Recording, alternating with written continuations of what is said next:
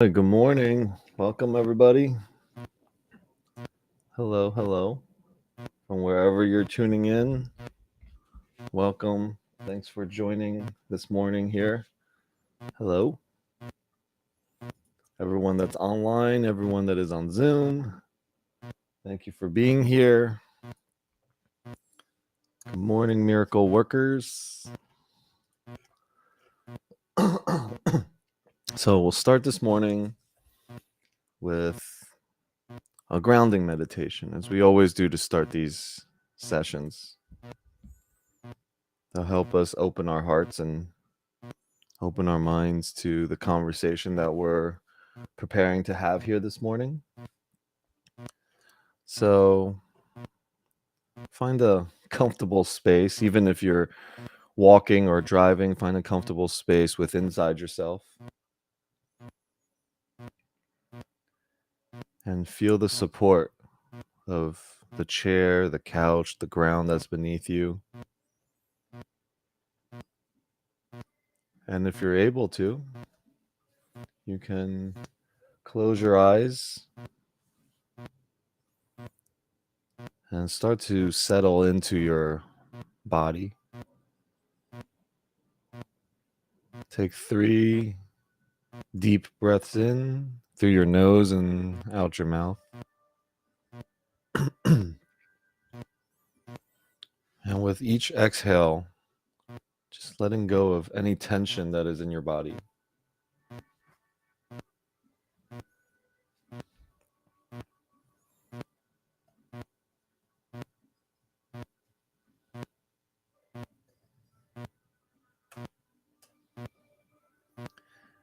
And as you continue to breathe, bring your awareness to your heart. Imagine a golden bright light shining at the center of your heart.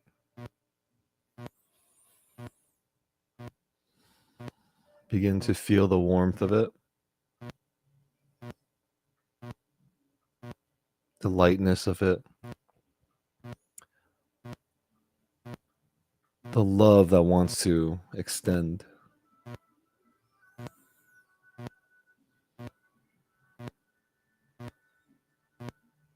And imagine it expanding and breaking barriers, cracking any walls that you have.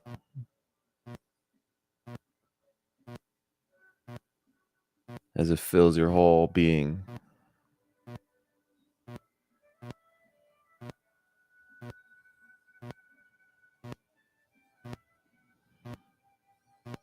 And as it continues to grow, repeat in your mind, I'm open to infinite peace and love.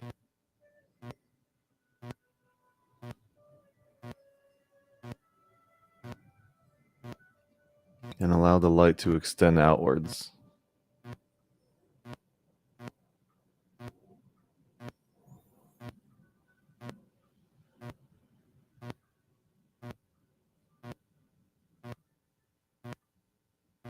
Allowing your mind to open.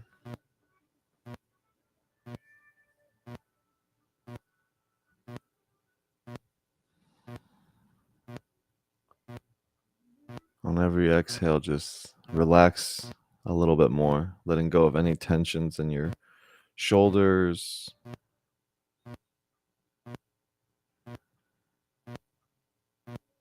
your back, your neck.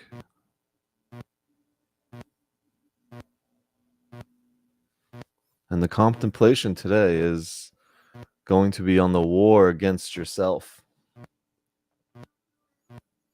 The war against yourself is the internal conflict of you against the true nature of who you are.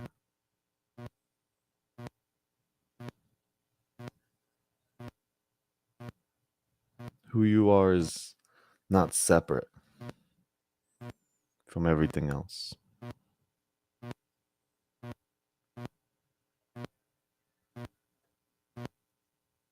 The war against yourself symbolizes an internal conflict that stems from the belief of separation.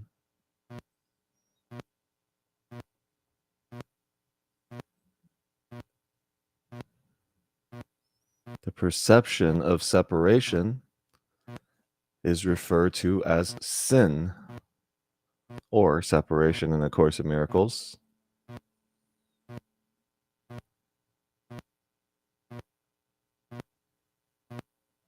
And when we see ourselves as separate from each other and from the divine self of who we are, we perpetuate a war against our true nature and others' true natures.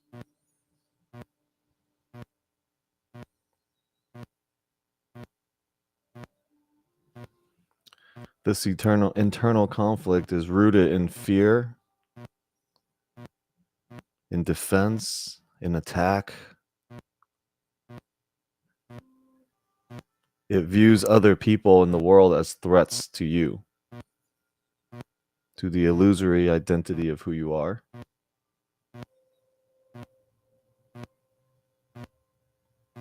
And so when you win over someone else, this self-imposed war, this illusory victory, is delusional and an illusion.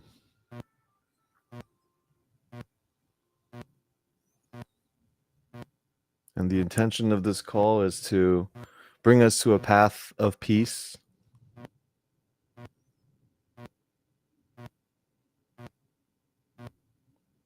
transforming this state of war inside of ourselves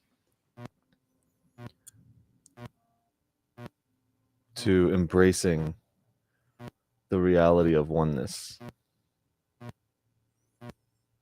to return our minds to peace, so we may end this internal conflict and war against ourselves.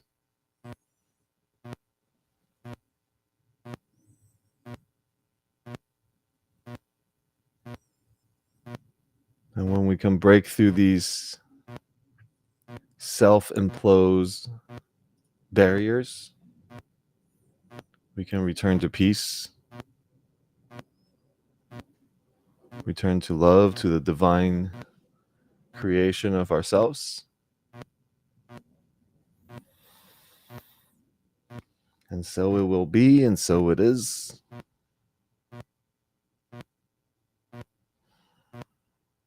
And again, just take a deeper breath now as we return back to the call. Move your fingers, move your feet, move your butt. And with the final exhales, feel a sense of gratitude and lightness.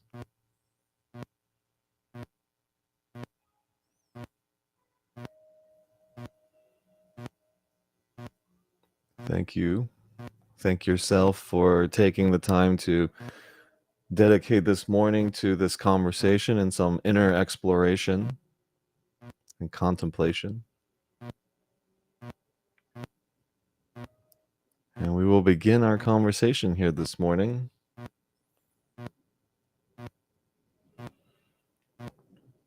Stop the music. All right. Good morning. Welcome, everybody. Jason, what's up, brother? Good to see you over there.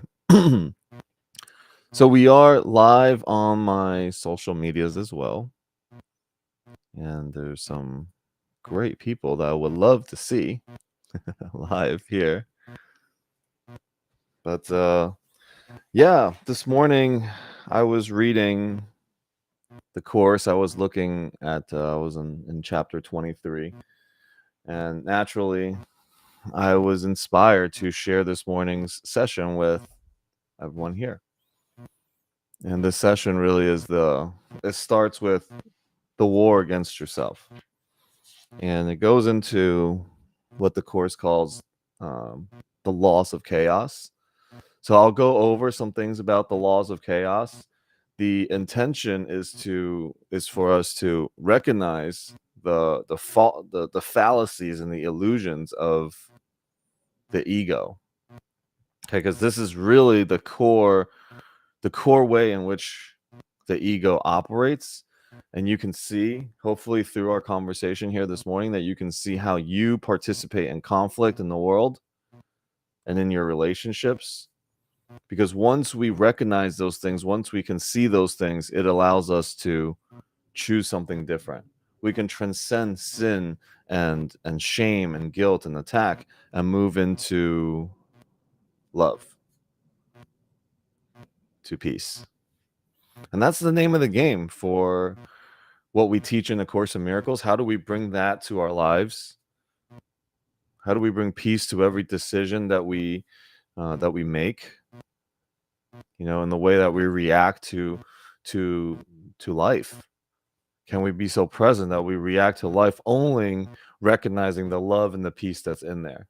And that is the potential of our interaction with everything.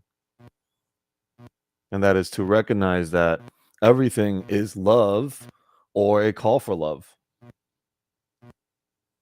See, the Course says that we all believe in love and some sort of love, right? It's like, oh, we can find love somewhere. We all believe that there is a possibility of love for each one of us. That's why we have faith. But we don't believe in love only. This is what the Course says. We believe in love, but we don't believe in love only. And because we don't believe in love only, we start to distort what love actually is, this unconditional love that some of us, we experience from time to time. And the Course starts to talk about the laws of chaos, which is the sabotage of our divine self, the remembering of who we are. The ego sabotages it. It's looking for conflict. And why does the ego do this? Why are we in this game? Because we're really playing in a dream world. Yesterday I was doing some scrolling on Instagram, and I came across this post that I actually really liked when I was young. And that was when Steve Jobs, it's a post of Steve Jobs, his last words before he passed away. And it talked about how money and all the things that he's done, all the achievements, all the power, all the rich life that he thought he was living, none of it really mattered when he was in his deathbed. He died pretty young. And he had all the money in the world, all the fame in the world. And Matthew Perry yesterday just died. And Love and I are watching Friends right now. So it's kind of crazy. And it also, when I was reading into why he died and what were some of his conversations, it was kind of the same. All the fame and all the money that he got that he thought that he wanted, he was really disappointed with the feeling, the lack of fulfillment that he had. And I think somewhere in the article that I was reading, he actually had a near-death experience in 2018 and decided that he was going to focus only on the way that he shows up in the world. That every single person that meets him, he wants them to feel like that he really cared for them and he mattered. Right? So like this is what the Course says, all the things that we think we want, we don't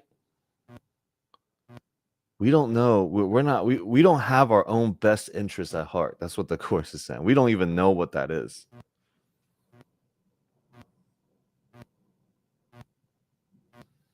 Because if we did, we wouldn't be agitated and upset and ungrounded and react with hostility. See, if we did, we wouldn't react that way. So we're going to talk about the laws of chaos today. Last week we talked about the development of trust, and we move into the laws of chaos. Right? So there is the two paths that we take, and where do we get off track? And the laws of chaos, I'm going to talk about it. It's in chapter 23, section 2. We're going to bring the laws of chaos to light so that we may begin to recognize our patterns and our relationship to it so that we can transcend it. All right, and the name of the game for A Course in Miracles is always recognizing perception, always recognizing the illusions that we try to protect in our lives, and ultimately getting to a place where recognizing letting go of these illusions is not sacrificing anything. That it's okay to give up nothing for everything. A peace of mind, love, unconditional trust, all of that is everything. Giving up things that are illusions, and they're illusions because you get them, they promise one thing, you get them, and they're not what it seems. Right? The ego's like, "Ooh, I thought that's what we wanted, but we don't." It's not giving us the fulfillment and the happiness and that everlasting sense of peace. But okay, this other thing must be it. Right? We go and that must be it. If people just behave the way that we want them to behave, I will be at peace. If the government and the world only agreed with me, then we would be at peace. And that's not the case, right? I mean, we don't perceive our own best interests. What are we doing outside? If we can't even find out what brings us peace, what is it that we're projecting out to the world? Because think about it. If you ask yourselves right now, what will bring me happiness? What will bring me peace? The ego will go to the outside of you. But those of you guys have been on these calls, and even there's a truth that everyone recognizes, that happiness and fulfillment is not happening from outside. We all can recognize there's a sense of truth that happiness and fulfillment comes from the inside. That is it's an inside job, inner work. Our relationship to the outside world is where our fulfillment and happiness comes from. The growth that we feel, the gratitude that we feel, it comes stemming from the inside. We know that happiness and fulfillment is an inside job. So how come we keep forgetting and thinking that something outside will bring me the peace and happiness that I want? And so back to the laws of chaos. Number one for laws of chaos is that truth is different for everyone. Ooh, we can recognize that clear as day in today's social media and what we're seeing out there. Right? Just by seeing some of the posts of the hostility that people are projecting onto each other in some of the posts that I'm seeing, that truth is different from everyone. This represents that belief in sin. See, sin again is not something to be punished. It's simply a mistake to be corrected, which is correction in the mind is a perception. Sin comes from the perception that we are separate from each other and that we can somehow hurt each other. It starts to imply that the differences between you and I are real and are significant. And so the practicing of A Course in Miracles and the teachings and the principles is to negate that. That truth is not different for everyone. Remember in the manual for teachers in the back, it says, who are the teachers of God? Teachers of God are anyone that chooses to be so, that at some point you made a decision that my interests and the interests of my brothers and sisters are not different. And we begin to look towards truth. But the laws of chaos, law number one, is that truth is different for everyone. See, the belief that you have a truth and I have a truth and everyone's got a different truth, the belief in that creates the judgment and starts the cycle of attack. It may look dormant, it may look passive, but we are very aggressive.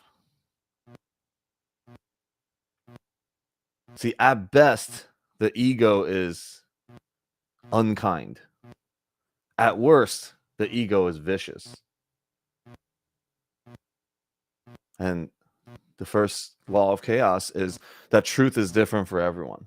The second law of chaos, and this is very near and close to the ego. Okay, it's hard for somebody to see this, especially when the ego is pretty loud. Which this one says that uh, each person must sin and therefore deserves attack and death. That's what the Course is saying. The second law of chaos is that we believe that every single person must sin. It is the embodiment of guilt, the ultimate projection of guilt, and the reinforcement of unworthiness, of not enough, of the scarcity principle. Right? We're highlighting and bringing light to some of these things. On one end, we're talking about and we're highlighting the ego. And other times we are highlighting the Holy Spirit. Both are perceptions of the way we live in this world, the relationship we have to everything outside of us. Both. One produces the experience of conflict and creates war and chaos in your life. The other one brings peace and walks you towards love and kindness and trust.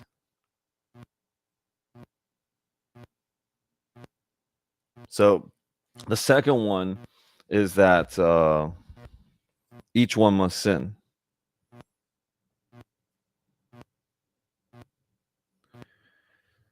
And this propels that someone is capable of being terrible, including myself, and that we deserve punishment. That punishment is what is the appropriate reaction to sin. Rather than seeing as a mistake to be corrected, we actually correct the mistake by punishing. And we live in a world where we mentally imprison and slay others.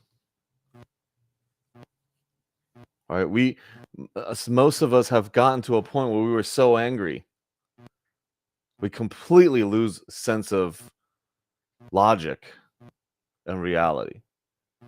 It's like we don't even care. Well, I mean, I don't know if everyone's experienced. I definitely have. So I'll speak for myself. That I've gotten so angry, I was like, I don't care what happens. You know, I want to be so right about the way I have it. I want to project this hurt and this attack and this whatever is inside me onto you. I want you to feel it the same way. And I want you to feel guilty that you started it. That's how insane we are. We're willing to go to all sorts of ends to make somebody feel as guilty and shameful as possible. So we need to correct this one little perception that sin is something that needs to be punished, but rather it's a mistake that gets to be corrected. It's a gentle mistake. And the way that we correct it is we give the perception of the wrongdoing over to the Holy Spirit. So the Holy Spirit says, oh, here, I got it. And you can let go of it without having to do anything. That's why the Course says one of the highest levels of understanding is that I need do nothing. I need simply to give this thought over to the Holy Spirit, to God. That whatever mistake, whatever sin I'm making right now, it's forgiven, it's given over. See, the practice of that allows us to see God in the right light. Because the third law of chaos is actually, if God cannot be mistaken, then we must accept the Son's false belief that we hate each other, that God is capable of the same hate as us. Think about it. When we think about God and something that is spiritual, we try to relate it back down to us. Rather than giving it up to God, We try to relate and make God more like us. We are capable of attack. We retaliate, we punish, and because we do, then we must make God like us. This is the big shift that gets to happen. Become more like God, which is this unconditional love. Can I be more like that? Or do I go and limit God to be more like me? What's up, brother? Welcome. And this is what the Course says. We need to shift and understand that God isn't this God that is going to punish you and judge you and send you to hell and all that. That is our own projection of our guilt and our fears, and the justification of us judging others and attacking others. So that creates another law, creates a third law of chaos. All of that is rooted in fear, and it's a misrepresentation, misinterpretation of God's nature. We made God more like us. Okay. And then the next law is that you believe that you have what you have taken. So it puts the first three laws into a worldly relationship that embodies the term special hate. Kindness is replaced by take or be taken mentality. This is a big one. This is the crux of all our relationships is in this law here, which is we believe that giving and receiving are separate, and that we believe that it's what I have is what I have taken. What you have is what you have taken. That means when I do something for you, you have taken something from me. See, this is the fourth law that puts the rest into place. Okay, the final law of chaos is we believe there is a substitute for love.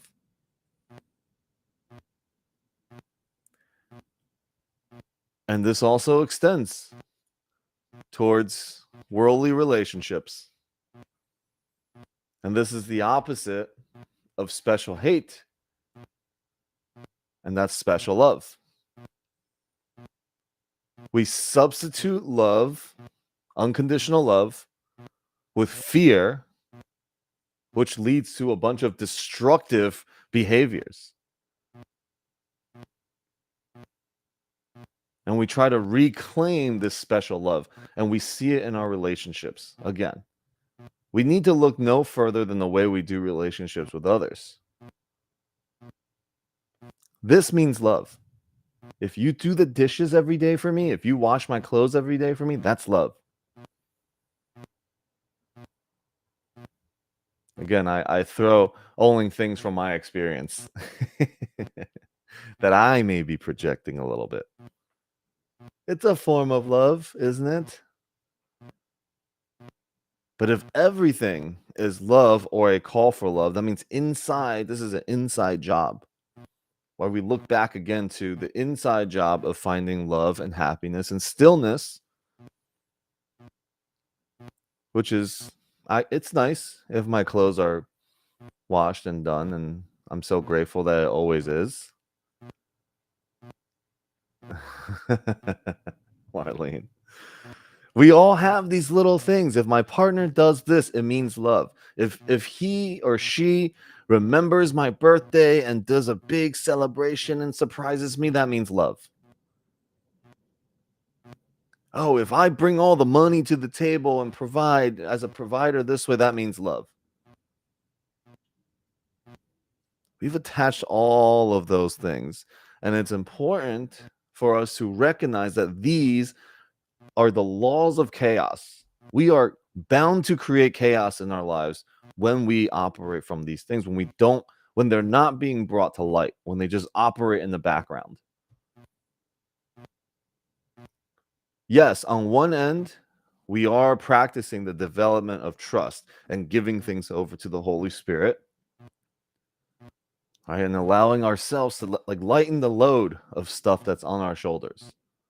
We give it over. I don't know what the outcome of today is. I don't know what it means. I don't know what it looks like if I took a risk here on my business and my investments, whatever. It's risky. Everything's risky. The moment you wake up out of bed, risk begins. Right? I mean, we're all gonna die. That means it's every single moment. We don't know when that's gonna happen. It's risky. But can we be at peace and recognize the things that bring us further from love and peace? Can we recognize those things so that we can transcend them? We can forgive ourselves for it. We can practice the forgiveness of all that.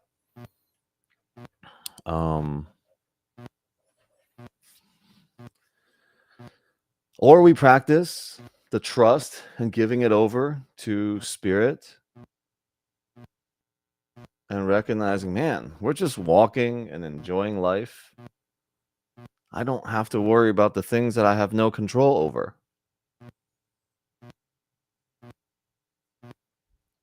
So again, I want to bring, before, I open it up for shares, I want to bring our awareness to special love again. So special love in the Course is characterized by an attempt, okay, to a particular form or character that you want of a person. We're seeking completion and fulfillment from somebody and something that is outside of ourselves. I will only be happy if you do these things. In relationships, love is unconditional. In special relationships, in holy relationships, love is unconditional. In special relationships, love is conditional, and we are always bargaining. It's transactional based. This is a vision that I have about real estate, is not to make it transactional and profit based, and let abundance flow through that, God's abundance. It's no different than the way we do relationships. It's not a transactional thing. Oh, thanks. All the loves and all the fires and the 100%. Special hate, on the other hand, special hate is formed from our projections of fear, judgment, our perceived lack and inadequacies in other people. And what that looks like in special hate is blame, attack. And here's a tough one. The grass is always greener on the other side. That's part of that special hate. Desire to have something else. A desire to take something from others also. And it's hidden. The ego hides it very well from us. A very simple thought of when somebody else is winning and we don't want them to win. Oh, we want them to be humbled. Right? Something like that. I don't know. I mean, I definitely feel like there are some people out there that don't want me to win too.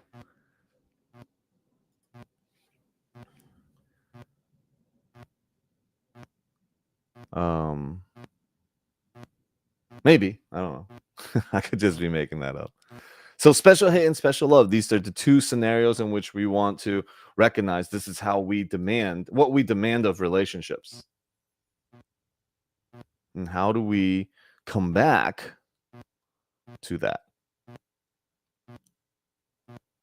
So we do that by recognizing that both of these things, the way we do our relationships, it is really the ego's attempt to protect the illusory identity we have created of ourselves. We will go to all ends of the world to protect the identity of myself. No, I'm not this. No. Rather than seeing it as some kind of trigger that I have that isn't even real. And I use the example a lot of that, when I'm wearing a green shirt, or when you're wearing a green shirt, and I'm just like, nope, that's a terrible red shirt you got on. Right? There's no offense to that.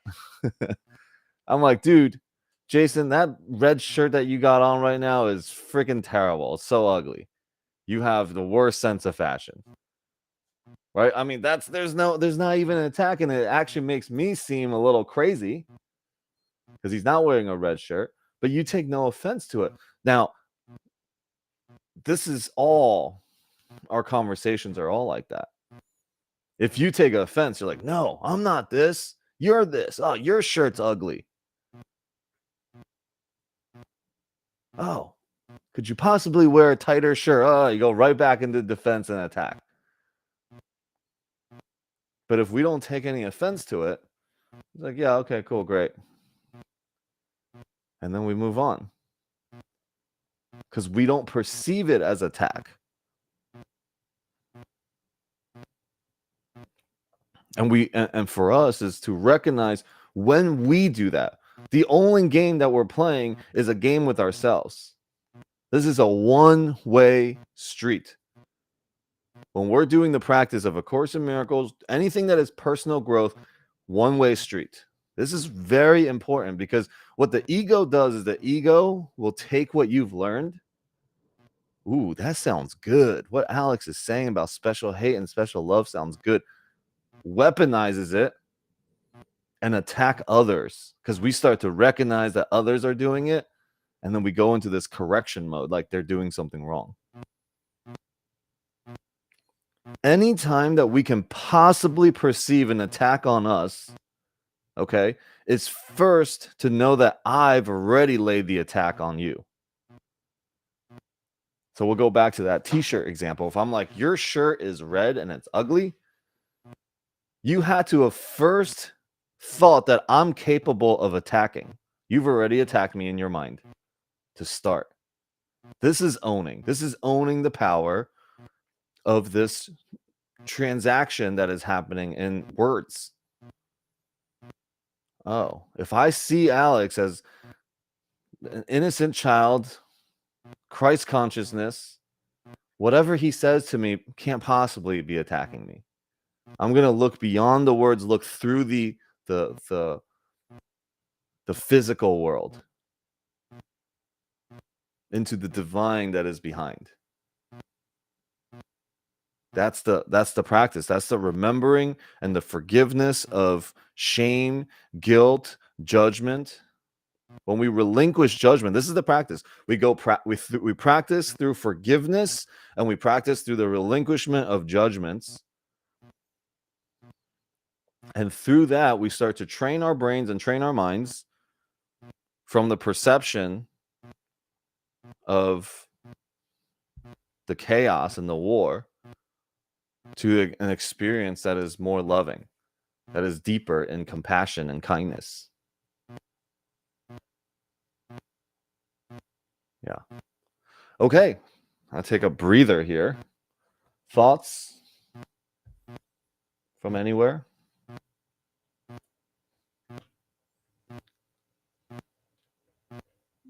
Yeah, I had a funny quick share before I asked my question. Sure. I had my first girlfriend in like second grade, and I told her one day, like 5 days into the relationship, the serious, second grade relationship, I don't like your red hair tie.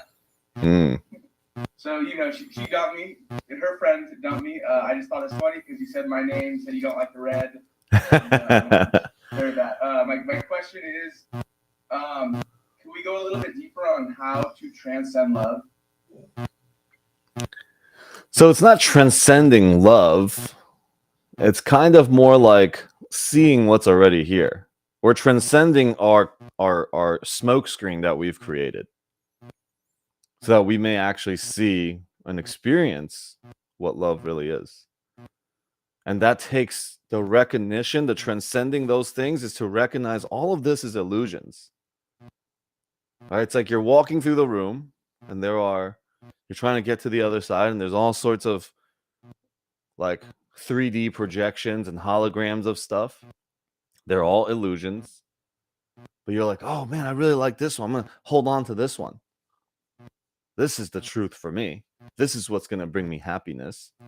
And you stay right here. And you don't see that all of this is an illusion. And you're like, what I really want is peace, which is let me exit this room of just constant chaos. Right? Because this is funny.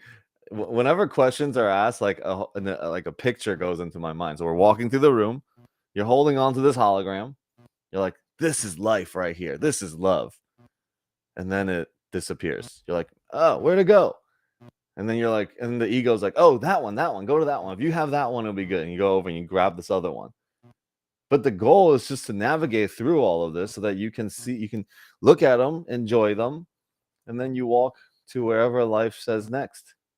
But we hold on to certain things like, this is the way I have to do it. This is the way you make money. This is what I think about people that have money. Each one of those holograms, we can just say, is some sort of limiting belief that we hold on to. Right? The stuckness in that one hologram, thinking that's it, is the entrapment. Mm-hmm. Not surrendering to the journey of just enjoying it all. Yeah, and the recognition that those are false idols.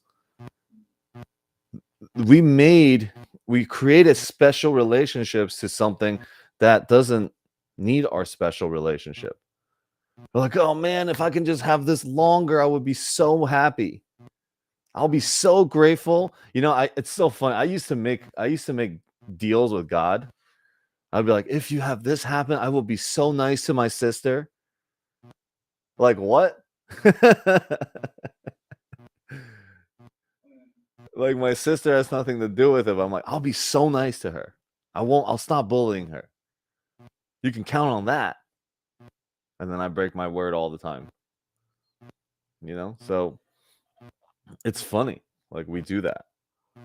Yeah, when you said I used to make deals with God, I almost like spit out my drink. Actually making a deal, like coming up with some idea, and you're gonna, just this one time. Yeah, it's funny. It's like this. The God's like, here's everything, and we're like, wait, but if I can have nothing, I'll be happier, right? If I can just have this nothing, okay, and I'll be good. I'll be loyal. I won't swear anymore. I won't curse. I won't do this. Like, what? That's basically this conversation of special relationships. If things just worked out like this, man, I'll be so much more charitable. If I can make $1 million this year, I will donate 100,000. Well, you got $100. You ain't donating $10. So, okay, yeah. Did I answer your question a little bit? Yeah, really good. Okay, cool. Who else? Any other thoughts? This is a great conversation here this morning.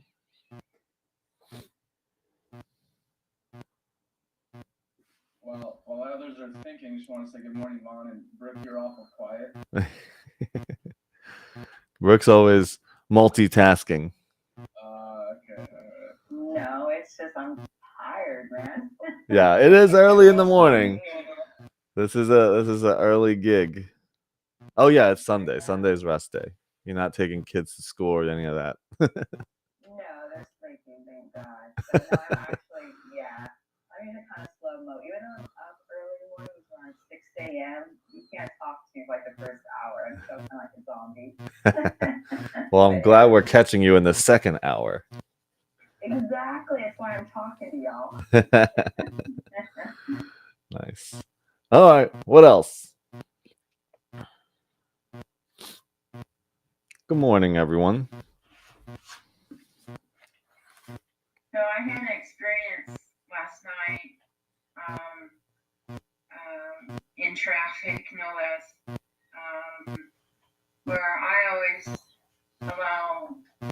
that are merging in let him in. Well, this was the reverse, merging into one lane, and it was like my turn in sequence, and the guy to the right of me would just not let me in. So closer that we got into merging one lane, I actually scraped his car, and so it was like, well, that was all stupid.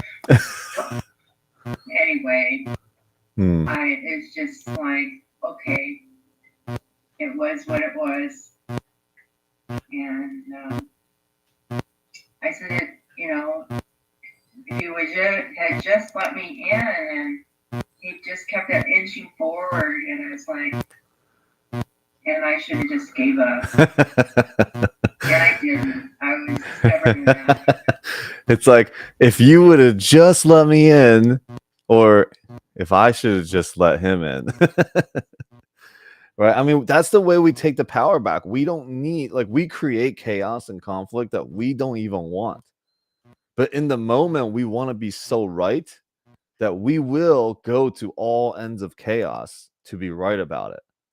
To say, you're wrong. I'm going to hit your car to say that you're wrong in this. It's my turn to go. And we're like, all this stuff that came after, I didn't even want that. But because it happened, you have to continue reinforcing you're being right.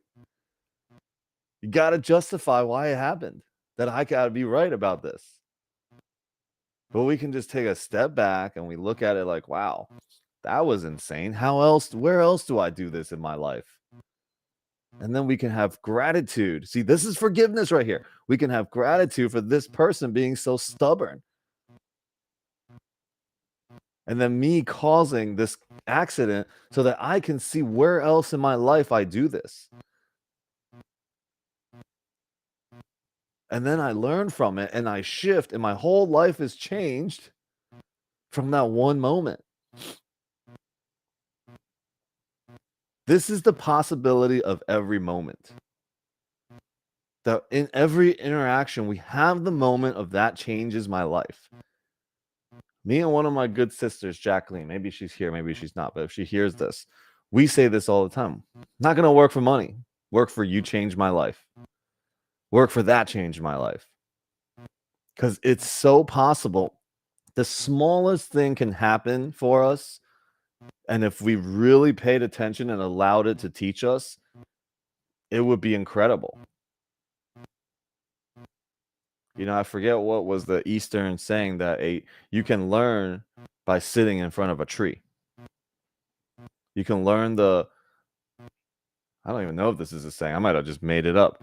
But you can learn the laws of the universe of love just by staring at a tree.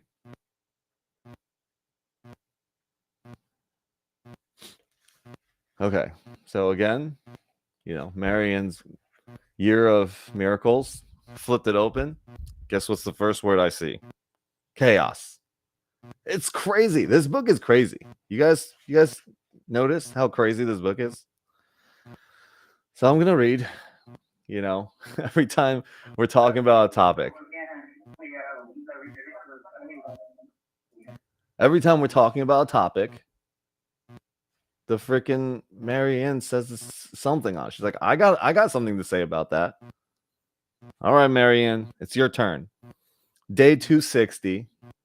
I'm burning through pain. Chaos often fosters the greatest creativity. Breakdowns often precede the greatest breakthroughs. And when the pain is greatest is often when we're on the brink of the greatest realization.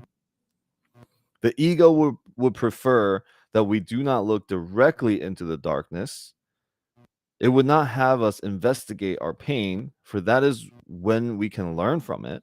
The ego knows the crisis often leads to the pivotal moment when we fall on our knees and ask God for help. The ego is endangered by this crisis, preferring that a mild river of misery simply runs through the background of our lives, never bad enough to make us question where it comes from or what it means. Yet that painful moment, endured and transformed, is our chance to root Satan. and remove him forever. When the pain is buried through rather than numbed, when the pain is burned through rather than numbed, when our darkness is brought to light and then forgiven, then and only then can we move on. And move on we do. The ego knows this and stakes its life on the fact that we don't. Whoa. So in that car accident right there, right, the ego's like, oh, don't look at the problem. Don't look at any of that stuff. Don't bring light to the darkness of that you were the one that was being stubborn. Right? Just blame this person. Handle enough pain and discomfort and all the things that is just going to be an annoyance from scraping and hitting this person's car and all the other things that follow. Just a little bit of discomfort in the background, and sit with that so that you can keep blaming others to do it, for your troubles. But if we really look, this is what Marian is saying, is we really look into the chaos, we will find that, wow, I do this, and I do this in all of my other relationships. This is too big of a job for me to just change. Here you go, God. Take it. The ego does not want us to ever come to a point where we say there must be another way. That we go on our knees and say, I don't know. I don't perceive my own best interest. You tell me what's going on. And when we do, that miracle truly comes. The light comes and we're like, whoa. And this is, people have these profound experiences when they hit rock bottom. And they become extremely faithful because God will speak clearly when those moments come.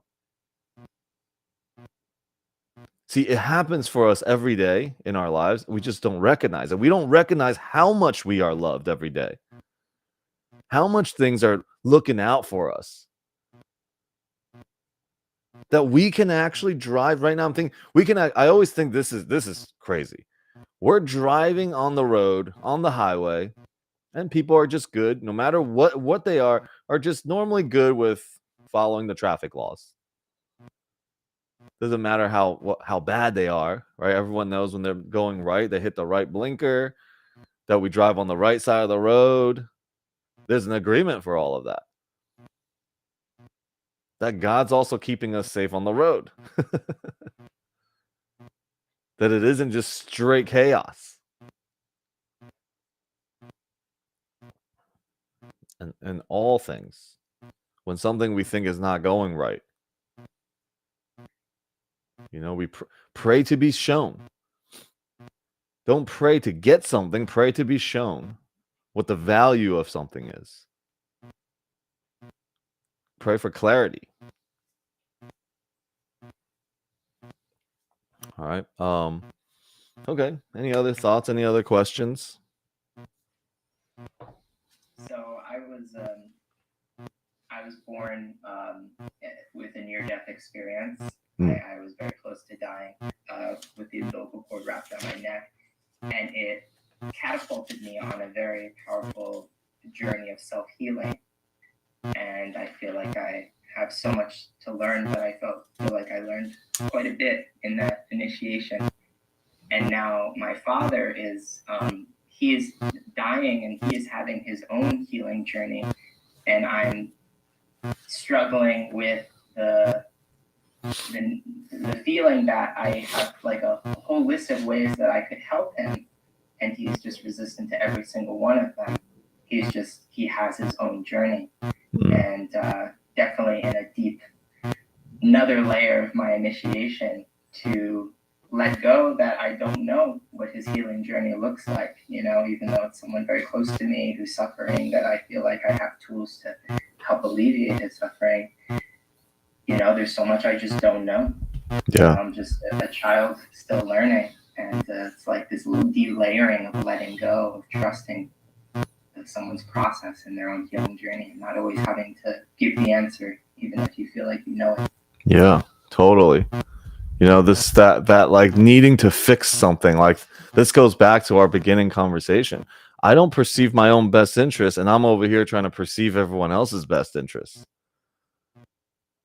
There is, because we'll be like, here is, how often do we say this is the way to do it, and somebody does it and it just completely blows up, right? Because, okay, it worked for you doesn't mean it's going to work for everyone. We can invite people to sit around the fire with us, but if they don't want to, it's no big deal. Right? We have our own journey, the need to be acknowledged and recognized for the work that we've done and all of this stuff. I mean, it really means nothing. This is what the course is showing us, that and life in general is showing us that all of this stuff means nothing. Give up your need for nothing so that you can have everything. And everything is peace of mind. Let me be at peace with my Father going through what he's going through. And from that peace, it's infectious. It will reign over your relationships. Just being at peace, being loving, unconditionally supporting. Your level of clarity around peace will help others around you to have clarity. See, if you're like, ooh, I need to do this to help you because you're pain, all we do is we make pain more real. And it creates more resistance, which creates more pain. A lot of people are obsessed with shadow work and conquering fear and have mastery over fear. See, the law of expansion is the more you give attention and energy to, the more it becomes real in your mind. That means the more you focus on conquering the darkness, the more you're actually just reinforcing darkness. Light requires no defense. Truth requires no defense. You do not need to tend to it. Darkness and guilt and shame and attack, all of that. All right, Lyra, so good to see you.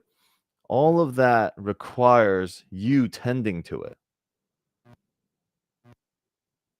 Every time we feel the need to do something, say something, we just look like, what am I trying to defend something here?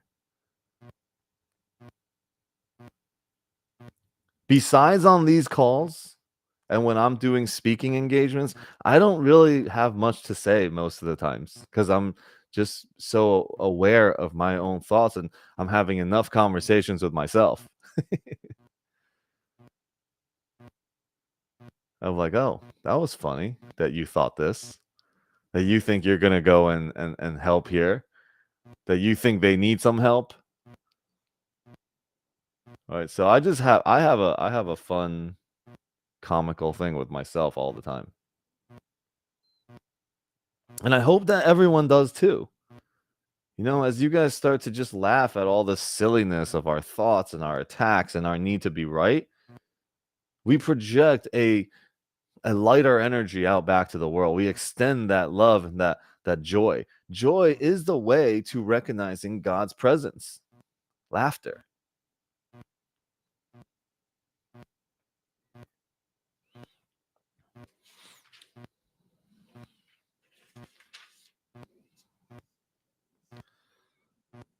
So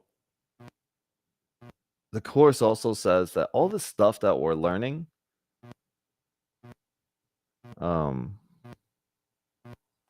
that don't forget that the motivation for this course is to attain and keeping a state of peace. That is the entire motivation of this course. Regardless if we talk about the ego or we talk about the Holy Spirit, the motivation is to retain and keep peace. And peace will be ours.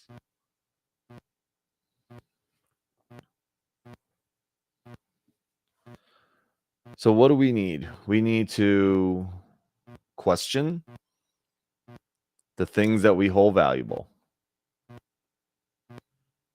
That's a way that we can look at this every day. What is valuable for me? What will I go to war for? Where am I righteous about something? Right.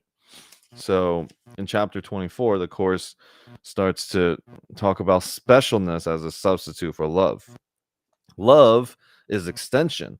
To withhold the smallest gift is not to know love's purpose.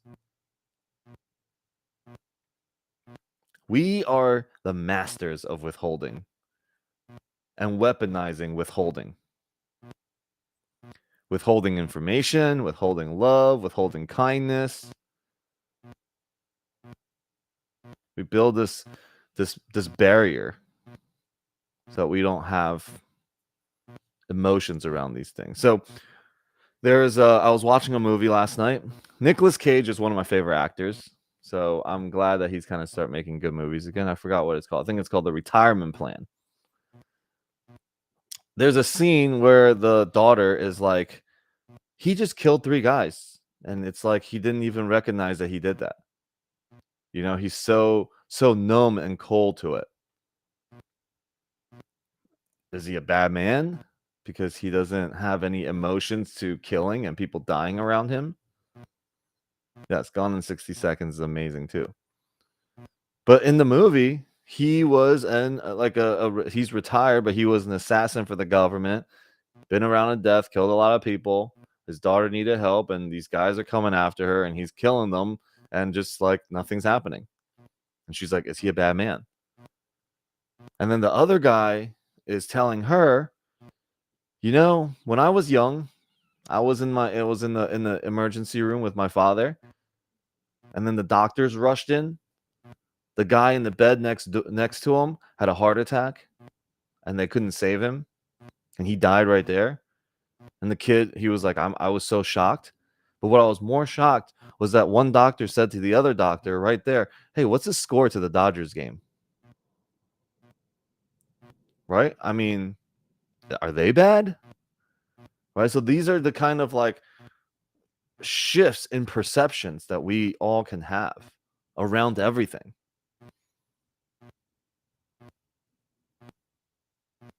The more we are around something, yeah, we can start to lose a emotional connection to it. And it may take some. This is why relationships require constant like remembering of love, of where love is. It's not in the other person. I'm here to be with you. We're teachers for each other. You and I are here experiencing and learning what love really is. The moment that I put you as the responsible person of my love, it shatters. There's a book called The Mastery of Love, right? Where the guy goes and loves this woman, gets the star, and it's in his hands. Like, this is all my love, all my heart. Hands it to her. As soon as it touches her hand, she drops it. That depicts how we do love in this world. What do you mean? I gave everything to you. I sacrificed. Here's all my heart. I gave everything. They're like, dude, never really wanted all that responsibility, right? I'm here trying to figure out love myself, and you're trying to make me responsible for your experience of love. It's heavy. I always have a vision of when me and my wife are together. We're together looking up at God. Right? Like, show us how in this relationship where love is and where love is not. In the middle of our fight sometimes, I'll start laughing. Like, in my head. I mean, outside, I'm still like pissed looking because I don't want her to know that I'm laughing inside now. But I still got to put on this front like, I'm angry. I'm pissed. You need to know that I'm pissed. My face, my exterior hasn't caught up to my interior yet, my mind yet. But it will. It has to. When what you make real in your mind, it will just manifest outwards. Because at some point, I'm just like, okay, I'm sorry. This is dumb. But like, I have to get over my righteousness first. Already, I'm laughing inside at how stupid and silly I am. You know, in the beginning, it was like I would go on for hours, days, weeks. You know, when I was younger in other relationships, I would go on for a long time holding this thing. I'm like, every time you see me, you better remember how this whole thing started. You better feel the guilt. If you feel the guilt, I'll be happier. What the hell kind of insanity is that? And it's so true. Everybody's laughing because you all know you do it. Right? It doesn't, you could project it onto your friends. You could project it onto a mentor. You could project it onto your kids, your parents, everybody. Nobody escapes you. When attack is real in your mind, nobody escapes it. All right? So, yeah, craziness. How fast can we recognize inside and manifest it outside? That's the name of the game. That's why the Course says every moment you have a chance to come home to the kingdom. You will come home at some point. The prodigal son will return when you're finally tired of your own shit and only to be welcomed with love. That's the way the Holy Spirit and God does it. That's the way we should practice to do ourselves with others. Should. I'm not going to say should, but could. If you want peace. The only thing you can do in life is to delay your own homecoming. You can delay. You can never not come home. See, just that thought itself, if you truly believe that, you will find peace. Infinite patience produces immediate peace. You're like, okay, I could be patient with myself. Here I go again. I needed to be right about something. See, if you can forgive it and you let it go, like I forgive myself for being all insane again. I have to do that first so that I could create the space for my wife to feel the same way. But if any point she sees I'm holding on to it, she will hold on to it too.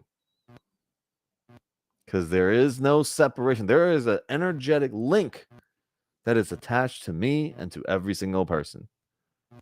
She just happens to be the one that I'm practicing playing this game of love with.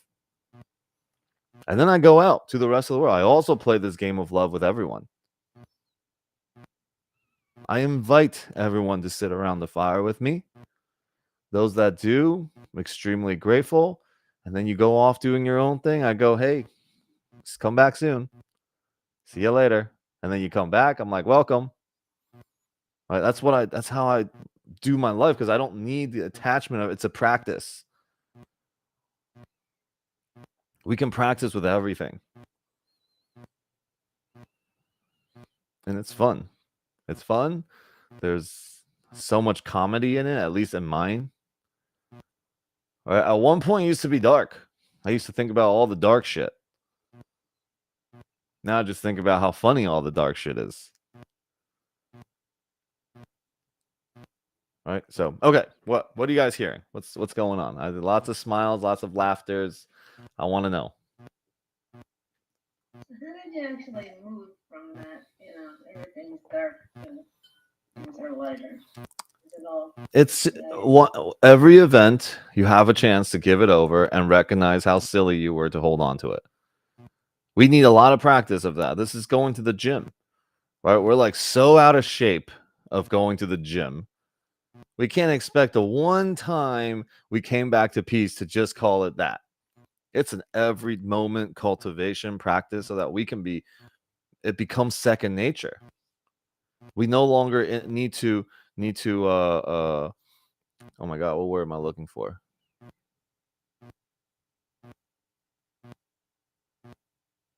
Anyways, we no longer need to try to do it.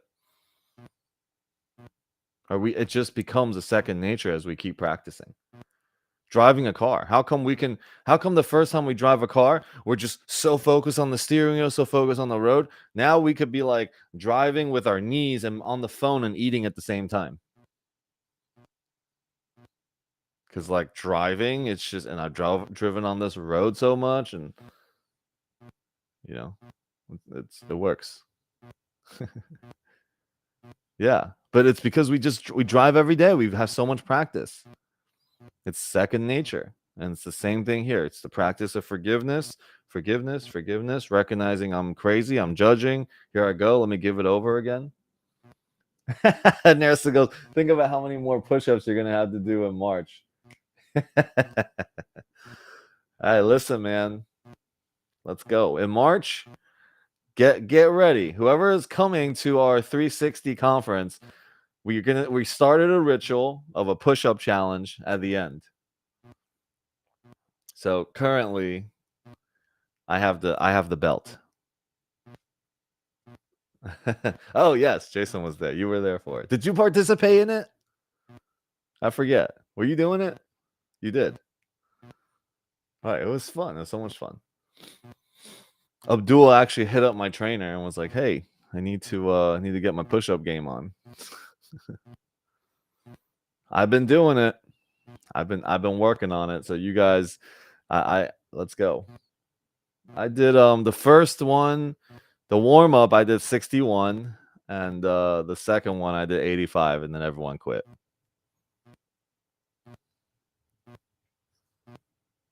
I'm working on getting to 100 in one shot.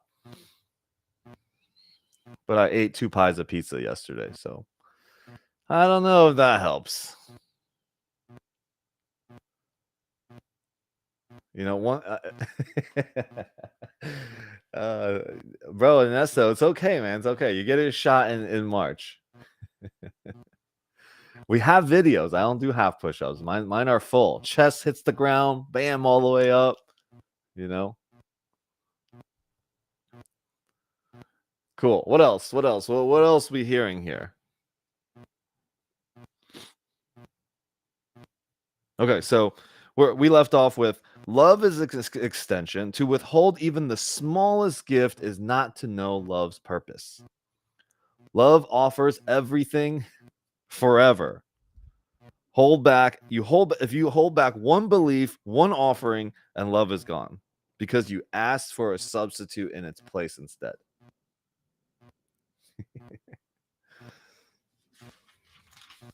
And so what is this substitute of love, of the way we do relationships? These specialness. We create special relationships with all the little things. And if it's out of place, world, watch out. I'm coming for somebody. The secret enemies of peace, your least decision to choose attack instead of love, unrecognized and swift to challenge you to combat to violence, far more inclusive than you think, are there by your election. So we're taking this power back again. These things happening is the challenges and the wars and the violence and the combat and the chaos is really by my election. I chose it. I chose to go to war. It isn't about something else happening. McGenna, welcome. Good morning.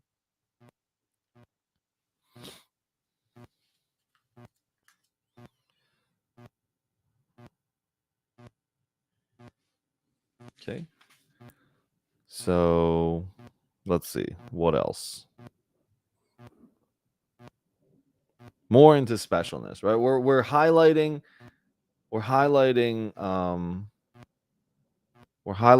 specialness here is so that we can start to transcend it. We can access forgiveness. We can relinquish judgment, knowing that those are the two tools that we have to have a peaceful moment.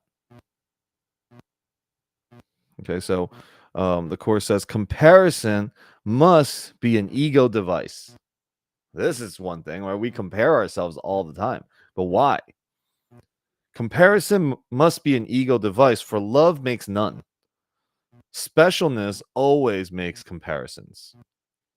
It is established by a lack seen in another and maintained by searching for and keeping clear in sight all lacks it can perceive. This does it seek, and this it looks upon. and always whom it thus diminishes would be your savior had you not chosen to make him a tiny measure of your specialness instead. You've made this person, whoever it is that caused this pain from your lack of specialness, is actually your savior in this moment. But you chose to see something different instead. So again, back to this is our election. We chose it. Yes, she is on LinkedIn watching. The pursuit of specialness is always at the cost of peace. Always. There is no time in which you can choose specialness and you don't lose your peace. It will happen. The moment you give your power over to somebody or something outside, because this is a world of constant shifting and moving and the dying out and the withering of things, everything will leave you.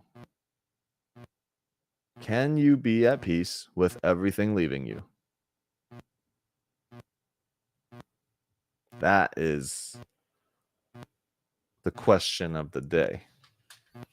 Because we might be okay with some things leaving us, but not everything.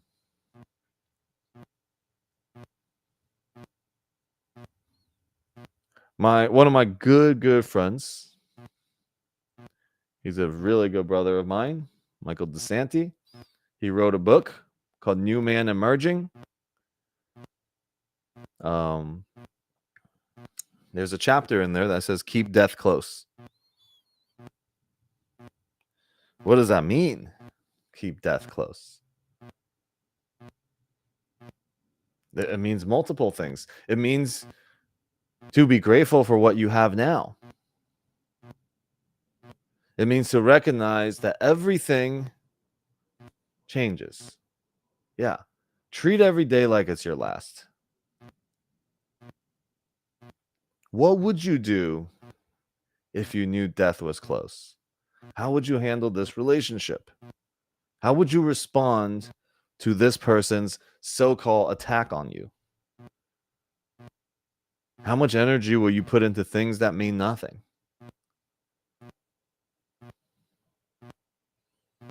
Forgiveness is the end of specialness. Specialness always is at the cost of peace. Forgiveness is the returning of it.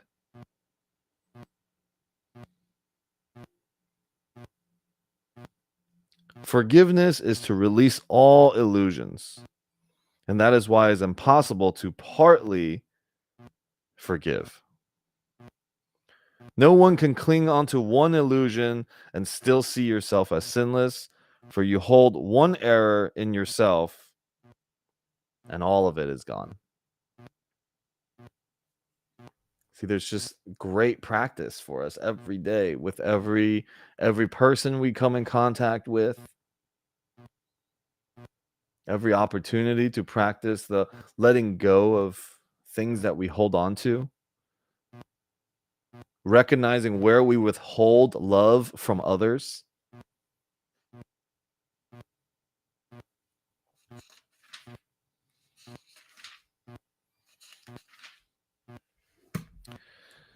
Okay. What else? We got a couple more minutes here. What you guys, anybody want to? Okay. Mariam wants to say something. Day 248. All of us are special and none of us are special. That's her chiming in here now. Okay. Just flipping, opening the book and flipping, and she speaks. As we're talking about specialness here. Marianne Williamson for president, y'all. All of us are special and none of us are special. Every heart is filled with a blazing potential for greatness. Everyone carries the same eternal spark and same seed of God within us. Everyone is equal at the deepest level of our souls. Today, may I recognize everyone as a brother or a sister on my journey through life, struggling as I struggle and yearning as I yearn. May I extend the compassion I wish to feel from others to everyone I meet. May my eyes thus be open to the truth beyond the veil. Dear God, may I cast no one out of my heart today. May I see everyone as my brother in light and my companion along the way. May I see all of us the truth of you. Amen. All right. Whew. And so that is. All right. May I see everyone as one. See everyone as my brother and sister in light, my companion along the way, and may I see in all of us the truth in you. So no withholding. No withholding love. Sorry. Let's make it specific here. All right, we got about 5 more minutes here. Does anybody want to share anything? I feel pretty good. Feel ready to take on the world. Yeah. Thank you guys. Thanks, McGenna. Yeah. Every Sunday, every Wednesday, tune in and join us on this session here. You know, it's been beautiful and amazing for me. It's been about 4 years plus that I've been doing this call. And I feel like my muscle is pretty strong when it comes to peace and love and remaining calm and still. Now, I still lose it all the time, actually. But it's just now a fun game with myself. All right, and great conversations with God. All right. If there's nothing else, hey. Hello. Hi, it's Elise. How are you? Hi, Elise. I'm great. I like what you share. It was very good. Oh, thanks. And I like what you share about we're building our spiritual muscles, right, every day. And we're human too. We have emotions, but I really like earlier, when you said that, yeah, we become the media, the violence, just a lot of stuff on the media. Sometimes we get desensitized, and it becomes a norm. So when we do this, our daily spiritual practice, it's really to help us rise above that, all the distractions around us, and turn them into invitations, right? Yeah. To turn within. And yeah, because without that, then we get distracted, and then things becomes like the title you say, chaos, and turn that into just an awareness to see, okay, this happened on the outside. How can I respond on the inside? So that was very powerful. I really like that. Oh, thank you. Yeah, it's like from chaos to love. That's a good chapter in a book. I mean, yeah, I think it's a game of life. Like you said, just laugh at it, right? But sometimes at the moment, it's hard to laugh at it. But then when we go inside and then we realize, well, this is not real. What is real is love. But then sometimes we just need that moment to just recognize it again. So that's why it's a game of life. Life is playing with us. Yeah. Like, oh, you think you got it? You think you're so good now? Let's see. Yeah. Right? Yeah. So, yeah. Great listen. Thank you so much. Oh, thank you. Yeah. And it's McGenna asked kind of the same questions, like how do you return back to your center?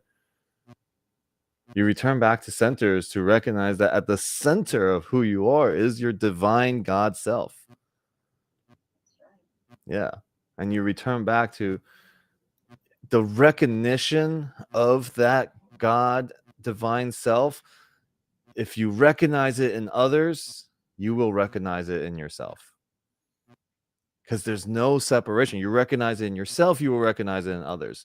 So in the moment, if you're triggered by something that someone is, let me practice right now to look beyond the veil, beyond the words, the actions, the physical appearance, the character of this person, the illusory identity I have of this person, to the light, to the shining bright light that is present for everyone. And if I learn to see it there, I will see it in myself. And then I will take no offense from one light to the other light. I don't take offense, to the noise. Because what we do is when somebody does something, like the act itself might not be the smartest thing. Let's just call it stupid. It's like, oh man, what you did right there was stupid. But instead of just, we connect the act itself to the identity of the person. Right? Instead of, whoa, that was kind of stupid and dumb, and we can just laugh at that, but still keeping intact our brother here or sister, we take that act and we attach it to them and we say, you're stupid now. Because you did something stupid, you're stupid. And then I make you stupid in my mind forever. I imprison you into my projection of your stupidity. And that I imprisoned you into my mind prison, and I am the guard. So at the end of the day, who's actually imprisoned? Who's in the jail? Who's outside? Who's in? It's only happening in your mind, right? And then you create more conflict to reinforce why you have to sit and guard this jail. Because this person is stupid. I got to guard this jail that made them, that says they're stupid. Okay, go ahead, Fraser. Last question and thought. It's interesting that you brought up that, like, oh, that was stupid, or he was stupid, or she was stupid, because that has been, for me, something that people have called me through my entire life. So I actually, for the longest time, didn't have a lot of confidence, right? And I'm getting my confidence back. And I was actually talking to Javier yesterday about it, and he's like, he's willing to help me work on that with psychology, being a psychiatrist or psychologist. So he's going to help me to, see that that's not a reality. Where, I'm not stupid, and those projections are those person's views, and how I view myself is completely different. And it's a constant struggle for myself to get out of that mindset. So yeah, just remember, the more you reinforce it and try to conquer it, the more that I'm stupid will be still a thing. Until you start thinking I'm smart, stupid will just disappear. I'm loved, I'm smart, I'm handsome, I'm charming, I'm awesome. The more you focus on that, all of a sudden this just doesn't exist anymore. So, yes, work through it, whatever you got to do, but just remember, the more attention you give it, it's not like you're not going to make it less real by giving it more attention. I got to go through it. I got to figure it out, why I'm feeling yeah, okay, somebody called me stupid. All right, let me just throw that. I don't need to carry that anymore. All right, that's the forgiveness part. How long it takes is up to you. Remember, you can only delay. You will delay how long you're going to get over this whole being stupid thing and what you think about yourself. How many times will you tell the story? Every time you tell it, it becomes more real again. Even if you're telling it like, I'm trying to overcome it. Those words come out, it is still real. All right. So, yeah, just, I don't know, focus on the great things that you are. How people do love you in the community. People love you everywhere, right? And I'm not stupid. Things I say are great. It's smart. It's a contribution. It's healing to the world. That's why affirmations work, because you just got to keep boom, boom, boom. until you believe it. That's the way to heal it. Tell yourself a story that serves you, that serves peace. All right. That's it. That's all. Thank you all very much. I will see you guys on Wednesday. Peace out, y'all. Yo. When will the replay be available? The replay? Yeah. This is available on, it's live on YouTube right now. It's live on LinkedIn. You can click on those anytime. Can you drop the invite link in the chat, please? The invite link to this? Yeah. You can just go to alexlovely.com. All right. Thanks. All right. And you can register for the ACIM. Okay.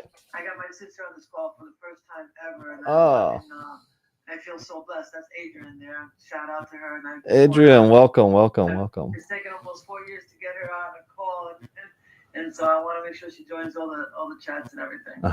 Okay, cool. Thank you so much, because this was absolutely perfect for both of us right now. Awesome. Thank you. Thank you for both for being here.